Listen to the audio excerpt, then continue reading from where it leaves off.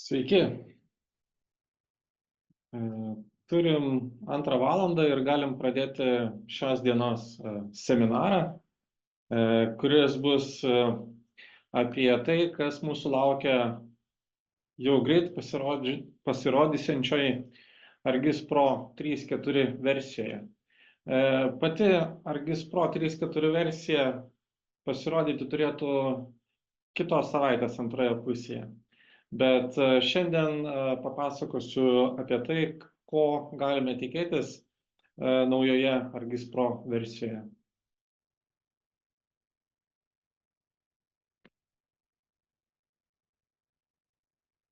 Keletą turiu tokių naujų dalykų, juos pabandžiau sugrupuoti.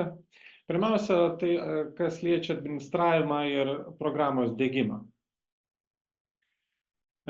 Kas čia yra naujo, yra tai, kad dabar administratorius, kuris priskiria licenciją Argis Pro naudotojams, gali ne tik tai leisti arba neleisti pasiskolinti licenciją, bet taip pat ir nustatyti trukmę, iki kiek dienų naudotojai gali tą licenciją pasiskolinti. Tai reiškia, kad jeigu naudotojas dirba tokiamis sąlygomis, kai nėra, pavyzdžiui, interneto ryšio arba negali pasiekti portalo, jis gali pasiskolinti licenciją į savo lokalų kompiuterį ir naudoti tol, kol ta licencija yra paskolinta. Ankstesnėse Argis Pro versijose tas terminas būdavo neribotas, vadinasi, teoriškai naudotojas pasiskolinęs licenciją, jos gali negrąžinti tiek, kiek jinai galioja, tai yra pagal prenumeratos trukmę.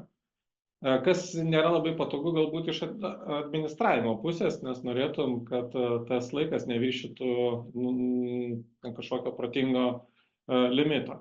Tai dabar administratorius gauna naują nustatymą, tai yra kiek dienų gali naudotojas pasiskolinti maksimum licenciją. Dabar Argis Pro naudotojams kokios naujienos? Duomenų valdymas. Topologija. 3.4 versijoje mes galime lanksčiau valdyti, kaip atvaizduojama yra topologija žemėlapyje. Kas dirbate su topologiškai susijusiais duomenim, pavyzdžiui, kokiais nors klipais ar kokiam nors infrastruktūros linijom, naudojate įrankius, kurie yra naudojami su topologija. Tai būtų žemėlapio topologija arba duomenų bazės topologija. Ir reikia atlikti redagavimą ne tik paskirų pavienių objektų, bet, pavyzdžiui, bendrų sklypų ribų ar susijusių tarpusavyje linijų. Tai čia mes galime dabar lanksčiau valdyti, kaip atvaizduojama topologija. Beje, topologijoje galime nustatyti sluoksnius, kurie toje topologijoje dalyvauja. Iš tikrųjų, šitas nustatymas buvo dar ArcMap, tai Argis Pro dabar tampa ekvivalenčiu į ArcMap programai, kas liečia atskirų sluoksnių dalyvaujančių topologinėme ryšyje valdymą. Atsirado daug kitų papildomų atnaujinimų, pavyzdžiui, versijų valdymas. Iš kliento esu girdėjęs tokį komentarą, kad štai jeigu mes dirbame daugiau vartotojiškų duomenų bazėje, jeigu redaguojam versijuotus duomenis, tai mums nepatogu yra žemėlapyje, kuriame yra daug sluoksnių, susirasti konkretų sluoksnį, kuris yra naudojamas versijai pakeisti. Pavyzdžiui, jeigu aš turiu 20 sluoksnių ir vienas iš jų yra tas, kurį turiu redaguoti, tai turiu nueiti turinio lange į režimą, kuriame rodomi sluoksniai pagal šaltinio lokaciją ir ten susiradęs tą sluoksnį pasikeisti versiją. Tai dabar versiją pakeisti bus galima tiesiogiai iš versijų įrankių juostos. Versijų įrankių juostai atsirado dabar pasirinkimas, kur aš galiu nieko neieškoti, tiesiog paimti ir iš sąrašo pasirinkti daugiavartotojiškai duomenų bazėje esančių duomenų versiją. Kitas naudingas įrankis susijęs su reikšmių kombinacijom, tai yra contingent values. Contingent values arba susijusios reikšmių kombinacijos leidžia apibrėžti, kokios galimos įvedamų duomenų reikšmių kombinacijos skirtingose atributuose. Ta galima padaryti rankiniu būdu, tą galima padaryti įkeliant iš failo, pavyzdžiui, tarkim, Excelio. O dabar mes turime įrankį Generate Contingent Values, kuris sugeneruoja tas reikšmių kombinacijas pagal turimų duomenų imtį. Tai jeigu aš turiu jau suvestus duomenys ir žinau, kad ateityje aš noriu, kad būtų būtent tokios kombinacijos, kaip jau yra panaudotas, tai galiu panaudoti šį įrankį.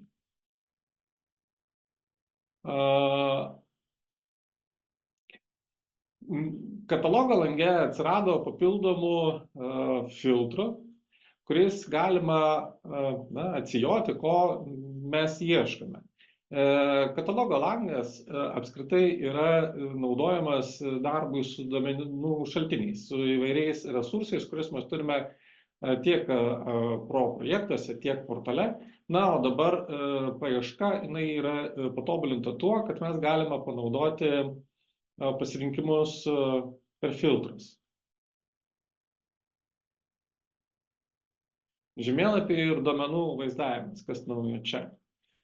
Na, tai toks naujas patobulinimas yra susijęs su įvairių sutartinių ženklų naudojimu tame pačiame sluoksnyje. Jeigu mes turime sluoksnį, kuriame esančius objektus atvaizduojame pagal požymį, pavadinimą, tipą, rūšį, kitaip tariant, panaudojame simbolizaciją, kuri vadinasi unique values, tai norėdami įjungti arba išjungti konkretų sutartinį ženklą, tą galėdavom padaryti atsidarę Symbology skydelį. Ten mes turime varneles, kurias galima pažymėti arba atžymėti. Bet dabar atsirado naujas pasirinkimas Use the Contents pane for Class Visibility ir čia mes galime tą patį padaryti ir neatidarinėdami simbolizacijos skydelį. Tai yra tiesiai ir žemėlapio turinį. Žemėlapio turinyje mes galime išjungti ne tik visą sluoksnį, bet taip pat ir ten esančius atskirus sutartinius ženklus. Naujas įrankis skirtas žemėlapiams, tai yra Calculate Color Theorem Field. Tai yra įrankis, kuris gali suteikti objektams atributus, skirtus atvaizdavimui, kai objektai yra vienarūšiai. Na, pavyzdys, tai būtų, pavyzdžiui, administraciniai vienetai ir aš noriu juos nuspalvinti skirtingomis spalvomis.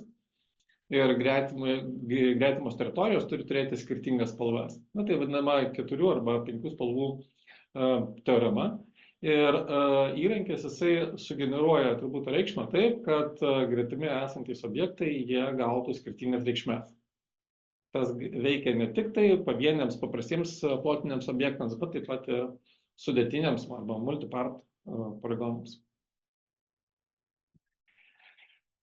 Jeigu dirbu su išrinkimu objektų, pavyzdžiui, noriu išrinkti objektus pagal kokią nors sąlygą ir tas darbas reikalauja iš manęs, kad aš atlikčiau skirtingas užklausas, vėl grįžčiau prie tų pačių užklausų.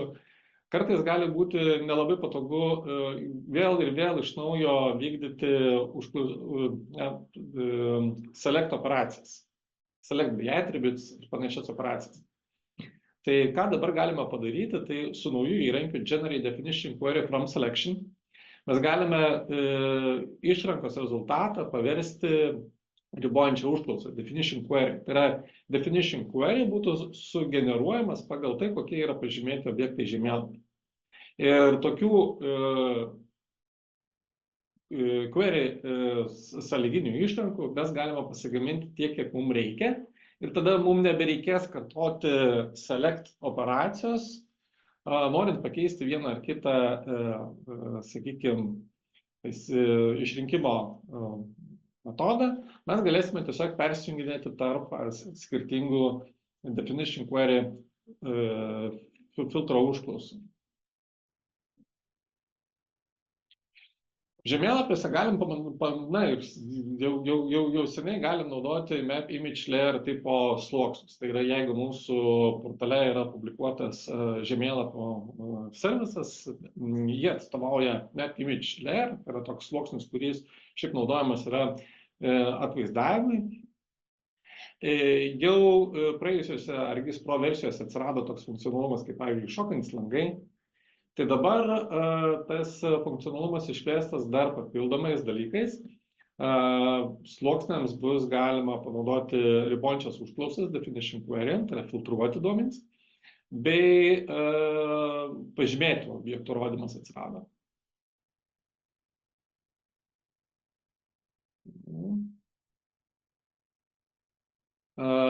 Kas susijęs su trimatėmis scenomis, tai trimatės scenos dažnai būna dar ir artimesnės realiai matomam vizualiam vaizdui, turi daugiau detalumo ir realistiškumo. Užtat čia yra pritaikomi įvairūs metodai, kurie leidžia tą vaizdą padaryti efektingesniu ir tikroviškesniu. Tai kas atsirado 3.4 versijoje, kas atsiras 3.4 versijoje, tai pavyzdžiui, mes galėsime reguliuoti rūko spalvą, tokiu būdu keisti atmosferos sąlygas, keisti kritulių dalelių, tai yra snaigių, lietaus lašų dydį, keisti vaizdo priklausomybę nuo regimo atstumą. Tai reiškia atmosferos įtaka objektams dėl atstumo. Na ir taipogi yra patobulinimų apšvietimo modeliavime.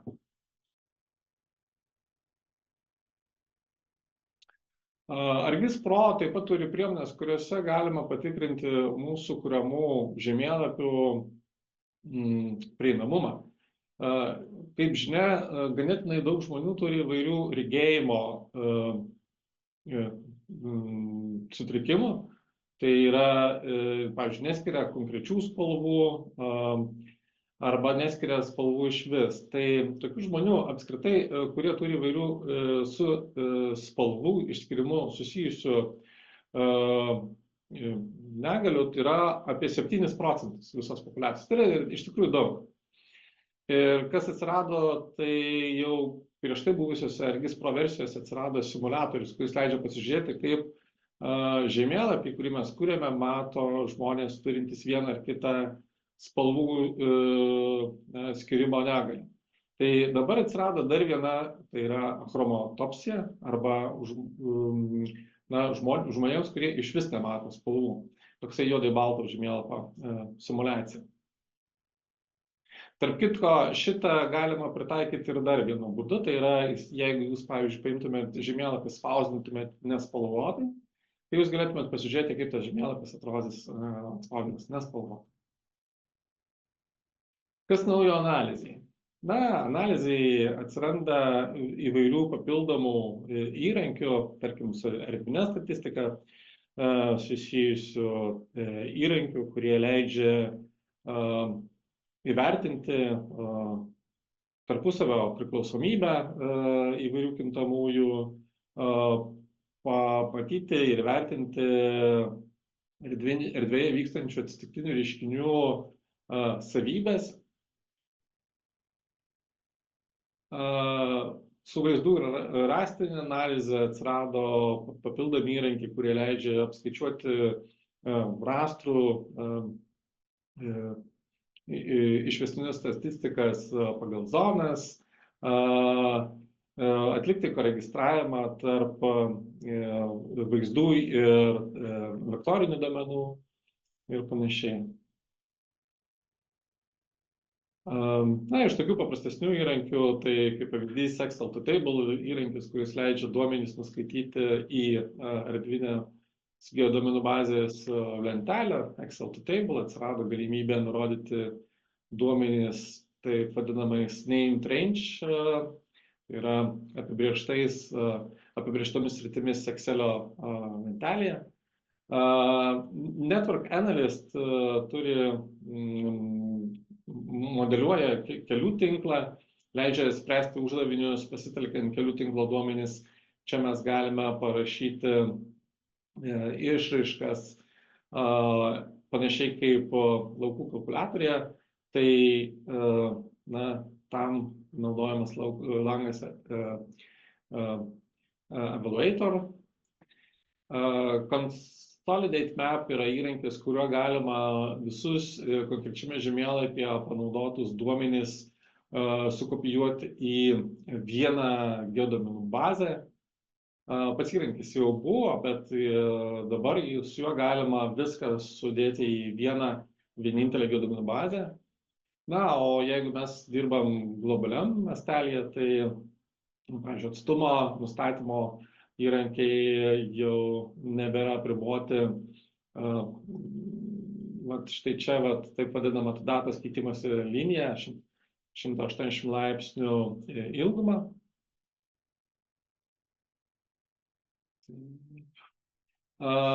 Su grafikais ir diagramomis, kas naujo, tai atsirado kombinuotos diagramos. Kombinuotos diagramos leidžia vieną sukurti diagramą, kurioje būtų, pavyzdžiui, stulpelinė ir linijinė diagrama vienoje.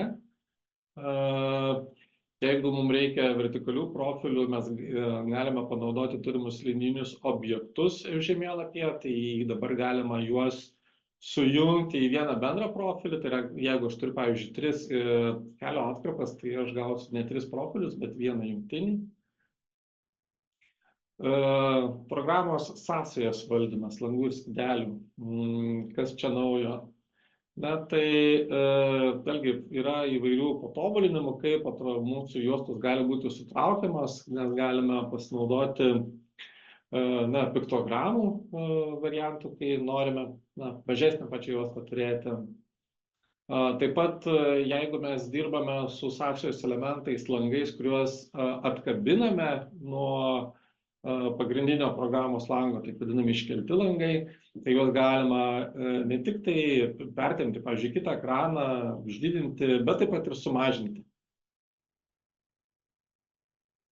Dar vienas dalykas, kas man labai patinka, tai kad skirtingi skydeliai, kuriuos mes turime programai, jų kartais gali būti visai nemažai, kuriuos naudoja vienu metu. Ir jeigu juos sudedi, tai gauni museles, per kurias nori persijungti. Ir kartais nematai pilnų skydelių pavadinimų. Tai kas atsirado, toks paprastas patobulinimas, dabar tie skydeliai turi piktogramą, pagal kurią galima pamatyti, kokie tie skydeliai yra. Taip lengviau orientuotis, jeigu mes nematome pilnų pavadinimų. Bei taipogi atsirado papildomi kontekstiniai meniu. Pavyzdžiui, tarkim, aš turiu kontekstinį meniu, kuriame galim persijungti tarp skydelių arba, pavyzdžiui, valdyti jų uždarimą. Tarkim, uždaryti, tarkim, visus skydelius palikti vieną. Kas susijęs su našumu? Našumas yra vėlgi įvairūs patobulinimai. Nuo 3.4 versijos atvaizdavimui bus naudojamas DirectX 12 variklis pagal nutylėjimą. Jeigu mes atsidėsime LAS duomenis, tai mums iš karto paragins kurti piramides.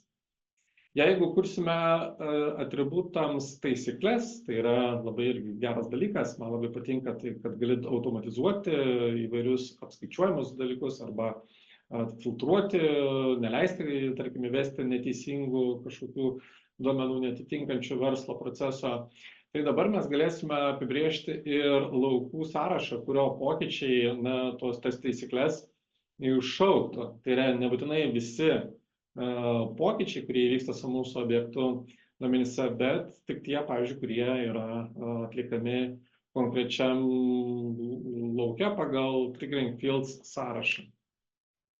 Taip pat patobulinimai yra su kai kuriais įrankiais, pavyzdžiui, Summary Statistics įrankis, kurio galima apskaičiuoti atributų sumas, minimales, maksimales reikšmės ir kitas statistinės reikšmės. Jeigu duomenų kiekis yra didelis, tai našumas padidėja, jeigu mes dirbame su daugiavartotojiško geoduomenų baze. Ir Summary Statistics įrankis dabar gali pasitelkti daugiavartotojiškų duomenų bazių valdymo sistemos pusėje vykdomas statistinės operacijas. Tokiu būdu nebereikia duomenų parsiųsti į Argis Pro tam, kad suskaičiuoti šitas operacijas. Ta atlieka pati duomenų bazė ir tai reiškia, kad tie procesai, kurie galbūt su dideliais kiekiais duomenų užtrukdavo minutes, tai dabar jau trunka sekundės. Na ir turbūt dar įvairių patobulinimų, pavyzdžiui, kaip pats našumas, pertempiant žemėlapį, našesnis vaizdo pertempimas.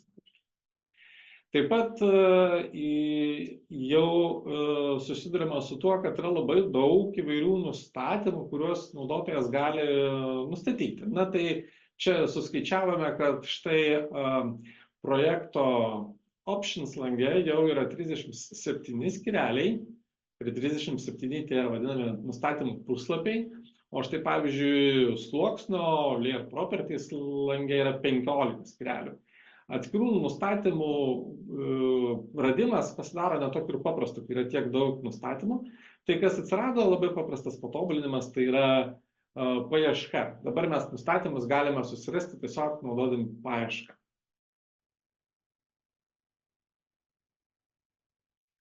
Taip pat patobulinta semantinė paieška. Semantinė paieška tai reiškia, kad yra mūsų lango viršuje laukelis, kuriame aš galiu, pavyzdžiui, susirasti įrankį. Man nebūtina žinoti to įrankio pavadinimo, nebūtina žinoti raktažodžių, aš galiu parašyti natūralia kalba, šiuo atveju anglų kalba, bet jeigu aš žinau, ką noriu atlikti, tai aš galiu parašyti žodžiais, ką noriu atlikti ir semantinė paieška, jie atlieka teksto analizę ir suranda man įrankius, kurių man reikia pagal užduotą sąlygą.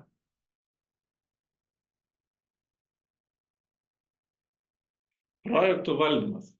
Projektus atidarant arba uždarant gali būti ir tokia situacija, pavyzdžiui, kai atsidarysiu tą patį projektą 2 kartus, ar tarkim neturėsiu teisų paimti ir pakeisti projektą. Turėsiu tą situaciją, kada mano projektas yra read-only, tik matymui skirtas. Tai ta indikacija, kad projektas yra read-only, šiaip būdavo matoma va čia viršuje, bet ne taip gal vizualiai išreikšti stipriai. Tai kas dabar atsirado, tiesiog aiškesnė yra indikacija su atskira juosta, kad tas mano projektas yra tik naudojimui be galimybės išsaugoti pokyčius. Ką aš galėčiau padaryti, aišku, aš galėčiau padaryti to projekto kopiją, bet pati indikacija yra aiškesnė. Taip pat, jeigu man reikia pasiekti projekto resursus failinėje sistemoje, tai tas irgi supaprastėjo, faktiškai kelią iki projekto failo arba aplanko, kuriame yra projektas, kadangi ten gali būti įvairių resursų, failų, įvairių duomenų, aš galiu labai paprastai dabar vėlgi atidaryti failinę sistemą, įprastiniu būdu per Windows Explorer, tiesiog paspausdamas nuorodą iš projekto antraštės. Dar vienas patobulinimas, kad bendrai visą laiką egzistavęs dalykas, kad Argis Pro mes galime įvairiausiams operacijoms nustatyti savo nestandartinės klavišų kombinacijas. Tai reiškia, jeigu aš nuolat atlieku tą pačią operaciją, tai man bus greičiau ją atlikti galbūt išmokus 2 ar 3 klavišų kombinaciją, negu ieškant tos operacijos per meniu ar įrankių juostas. Ir tas kombinacijas galima apibrėžti savo. Dabar, o ką daryti, jeigu jeigu pamiršai tas kombinacijas, arba jeigu nori kolegai, pavyzdžiui, pasiūlyti naudoti tokias pačias.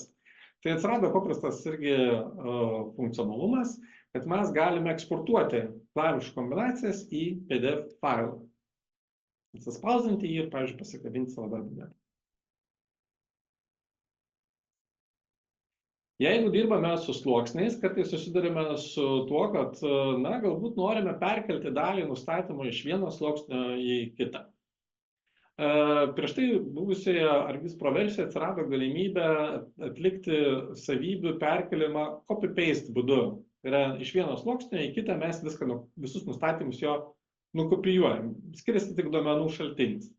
Tai dabar šitas funkcionalumas yra išplėstas ir patobulintas tuo, kad dabar galima arba visas savybės perkelti, arba pagal pasirinktą nustatymų grupę. Tai yra simbolizacija, užrašai, šokantis langai ir kitos.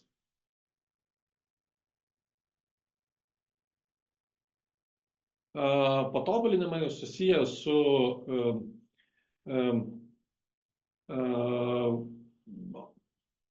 žemėlapyje naudojamų sluoksnių simbolizacijos intervalais. Jeigu mes naudojame metodus graduated symbols ir graduated colors, mes turime apibrėžti reikšmių intervalus, pagal kuriuos mūsų skirtingi sutartiniai ženklai būtų rodomi žemėlapyje.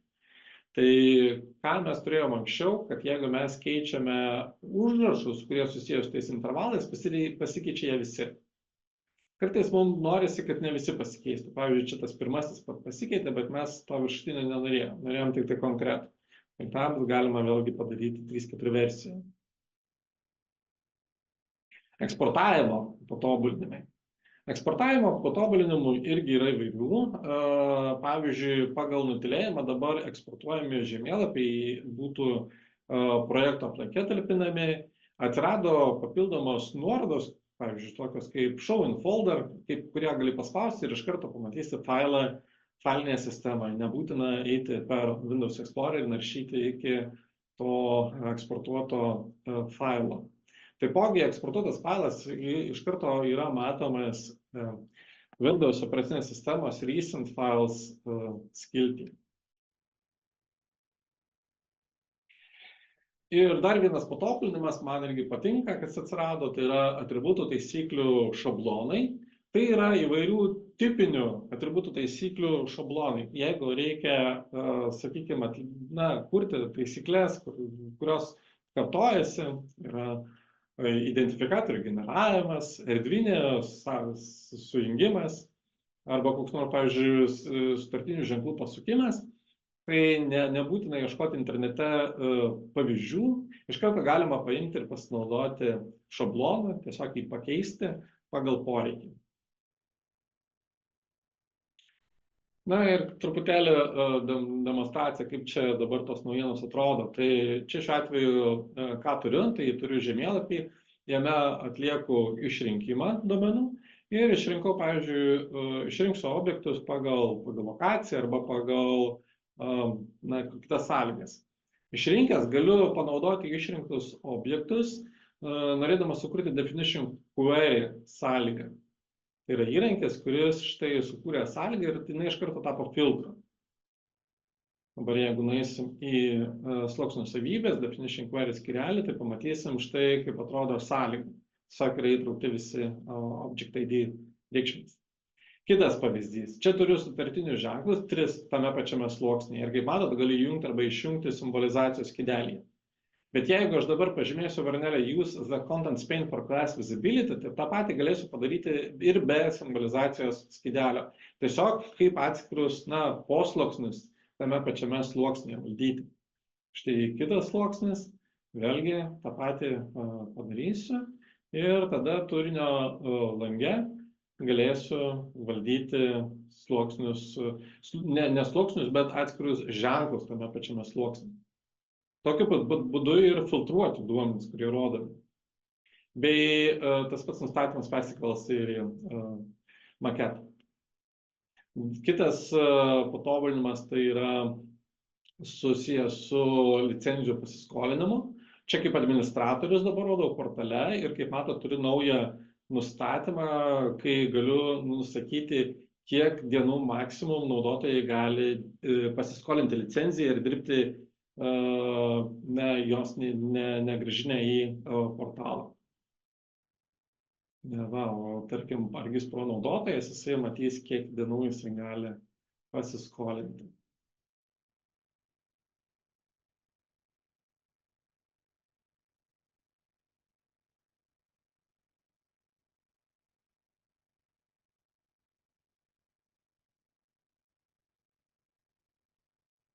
Trimatės išklotinės. Trimatės išklotinės galima publikuoti į Argis Enterprise. Išklotinių servisas, trimačių išklotinių servisas, jisai atsivaizduos kaip mešas arba 3D objektai. Vėlgi atvaizdavimui tinkamas būdas, ką mes galime padaryti. Tarp kitko, beveik tuo pačiu metu, kai Argis Pro 3.4 versija pasirodys ir 11.4 Argis Enterprise. Ir štai išpublikuotų trimačių išklotinių sluoksnis gali būti panaudojamas kaip trimatis toks vaizdas. Kartu kombinuojamos diagramos. Čia turiu stulpelinę ir liniją ir galiu pasižiūrėti, kaip jos tarpusavyje susijusios.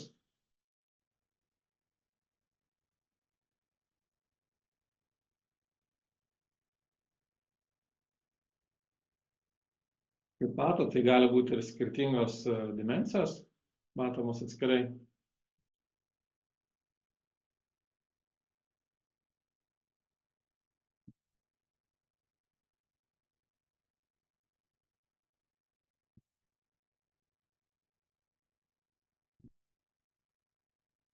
Toliau yra toks patobulinimas, kad mes galime panaudoti hiperspektrinius rastrinius duomenis, tai yra vaizdai, kurie susideda ne tik iš 3 ar 7, o pavyzdžiui gal ir kelių šimtų atskirų bandų, taip vadinamų, juostų.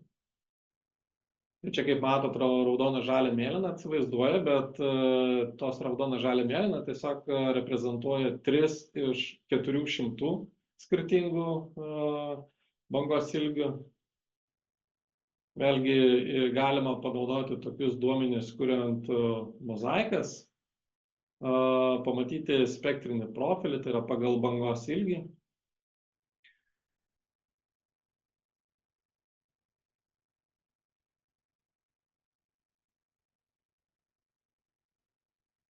Tai dabar kalbėjau apie paiešką, tai galima ieškoti įrankių, naudojantis semantinę paiešką, tai rašant tai, ko nori padaryti, tiesiog natūralia kalba.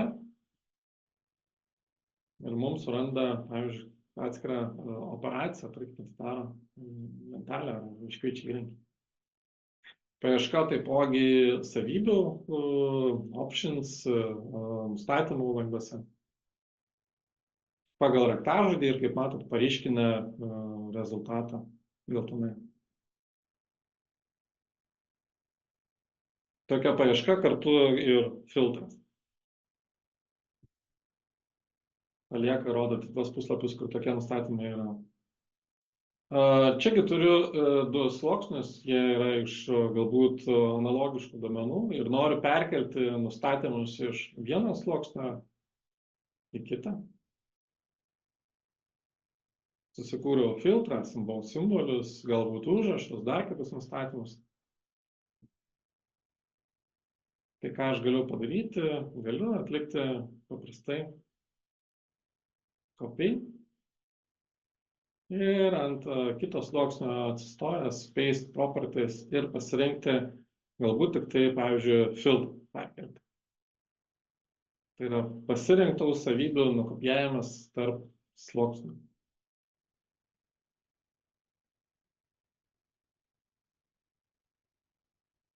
Kitas savybės, pavyzdžiui, simbolizacija. Vėlgi galiu.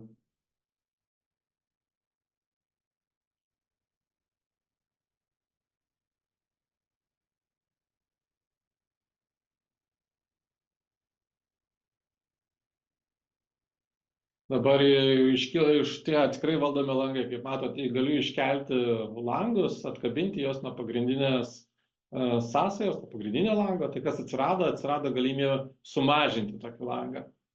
Jisai susimažina lygiai taip pat, kaip ir bet koks operacinėje sistemoje naudojamas langas. Jeigu yra poreikis, galiu vėl grąžinti ir prikabinti į pagrindinį langą.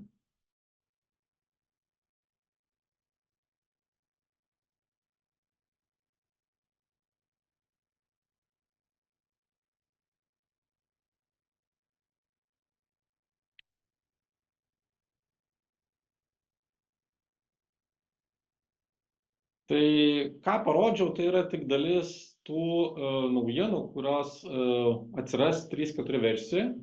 Bendrai didelė naujienų dalis arba tų patobulinimų dalis ateina iš pačių naudotojų pasiūlymų.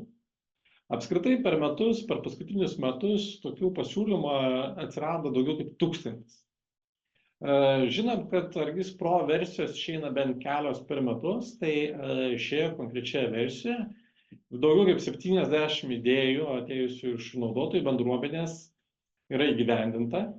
Ne visos idėjos galbūt yra tiek pat populiarios arba aktualios visiems, bet ką kviečiu visus aktyvius Argis naudotojus daryti, tai yra pasižiūrėti pasiūlymus ir balsuoti. Balsuodami jūs galite savo aktualius pasiūlymus iškelti į viršų ir tokiu būdu jie atsirastų Argis Pro versijose. Taip, tai tiek aš norėjau papasakoti ir parodyti apie visai netrukus pasirodysiančią Argis Pro versiją.